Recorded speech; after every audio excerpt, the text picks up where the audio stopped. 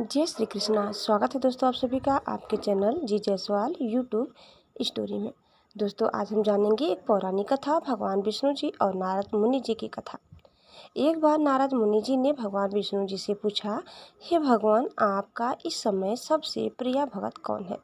भगवान विष्णु तो भगवान है, सो झट से समझ गए अपने भगत नारद मुनि की बात। वो मुस्कुरा कर बोले, मेरा सबसे प्रिय भगत उस गांव का एक मामूली किसान है। यह सुनकर नारद मुनि जी थोड़ा निराश हुए और फिर से एक प्रश्न किया, हे भगवान, आपका बड़ा भगत तो मैं हूँ, तो फिर सबसे प्रिय क्यों नहीं। भगवान विष्णु जी ने नारद मुनि जी से कहा, इसका जवाब तो तुम खुद ही दोगे।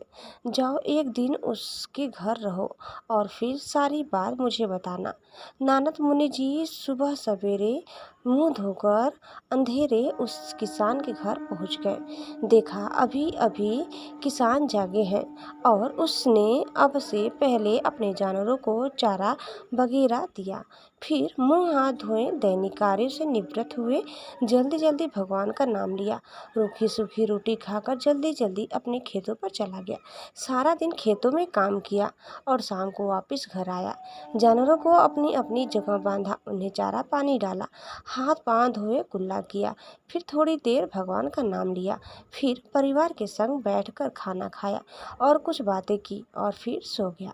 अब सारा दिन यह सब देख कर नारद मुनि जी भगवान विष्णु के पास वापस आए और बोले, भगवान, मैं आज सारा दिन उस किसान के संग रहा, लेकिन वो तो ढंग से आपका नाम भी नहीं ले सकता। उसने थोड़ी देर सुबह, थोड़ी देर शाम को, और तो वो भी जल्दी जल्दी आपका ध्यान किया, और मैं तो 24 घंटे सिर्फ आपका ही नाम जपता हूँ।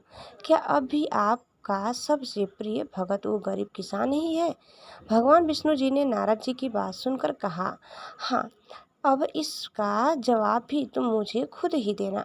और भगवान विष्णु जी ने एक कलश अमृत से भरा नारद मुनि को थमाया और बोले, इस कलश को ले कर तुम तीनों लोगों की परिक्रमा करके आओ, लेकिन ध्यान रहे, अगर एक बूंद भी अमृत नीचे गिरा तो तुम्हारी सारी भक्ति और पुण्य नष्ट हो जाएगा।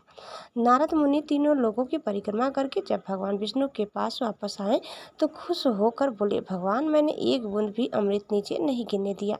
विष्णु भगवान ने पूछा, और इस दौरान तुमने मेरा नाम कितनी बार लिया, मेरा स्मरण कितनी बार किया।